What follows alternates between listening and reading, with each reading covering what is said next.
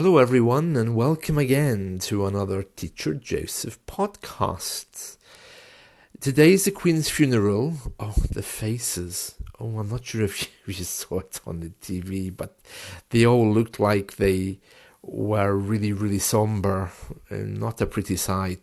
I mean, the royals aren't the most attractive at the best of times, so watching them heading for a funeral, they looked even more depressing than usual. I'm glad it's over, though. In this podcast today, I was going to talk about funeral customs.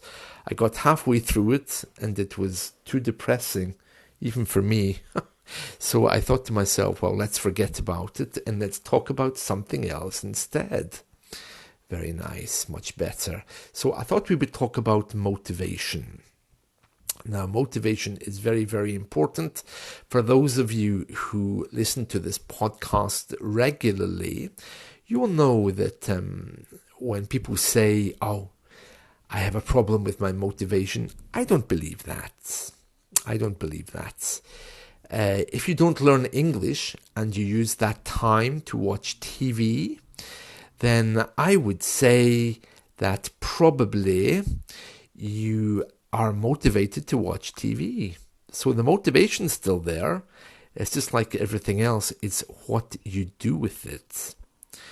Let's talk a little bit more about that. So basically, if you are motivated to do something, it means that you have energy to do it. But the energy is always there. Let's not say that it isn't. I believe energy is always there. It's just either you don't want to do it or there isn't time to do it. Harsh words, aren't they? You don't want to do it because we all have good intentions. Oh, I want to learn English today. The time goes and then you say, well, I didn't. Oh, I wasn't motivated. The truth is, if you really wanted to do that thing, you would do it. So that raises another question, and that question is, well, how do I know if I really want to do something like learn English? I think you know by your joy level. Okay, so there are people out there who just, for whatever reason, need to leave English to one side for a little while. Maybe they just made a mistake in starting, didn't have the right people, had some bad experiences, and they just had to say, you know what, I can't do this. I'm leaving this for a minute. That's perfectly fine. If you feel like that, especially if you're getting stressed with English, put it away for a little while. Unless you're doing an exam and you can't, all you have to do is just forget about it for a week, 2 weeks. And you know what? You don't have to come back to it. If you really, really feel so bad and stressed, I would say give yourself a complete break.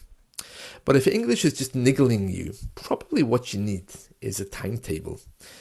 And a good, honest look at your timetable to see when you can fit English in, and ask a teacher to hold you accountable. If you can't do that, ask a language partner to hold you accountable. But whatever way you do it, make sure that there's someone else who's checking on you to make sure that you are at least trying or doing what you promised. Some people are self-motivated. They don't need other people telling them whether they were successful or not, or whether they can or can't do something. Some people can just do it themselves. But there are other people out there who need someone just to check, to say, hey, how's it going? Are you doing your English homework? Are you managing to study every day, just like you said you would? Well, something to think about. So, setting a timetable, first of all, gives you space. Space to reflect, space to open your mind, because you can say, right, this is my English time. Nothing wrong with that. So just making sure that you have a bit of a timetable can really help with getting yourself going. Once you have that space in your diary, you need to start thinking about what is possible. Now, I know at this point half of you will be pulling out classical novels to sit and try and translate But I honestly can't think of a worst way of suffering. I mean, that's rough. So you need to be quite sensible. If you have an hour, 15 minutes reading, 15 minutes writing, 15 minutes listening, 15 minutes shadowing. That's where you hear and speak loudly. Or better still, send an audio message to your language partner if you don't want to talk to them face to face. All of these kind of things are really, really good, so something to think about. So then you have your timetable, you know what you're going to be doing, and then next, ask someone to hold you accountable to make sure that you do that. About the material that you choose, it's really important that you choose material that you can use. Depending on your level, that could be something maybe from a children's library.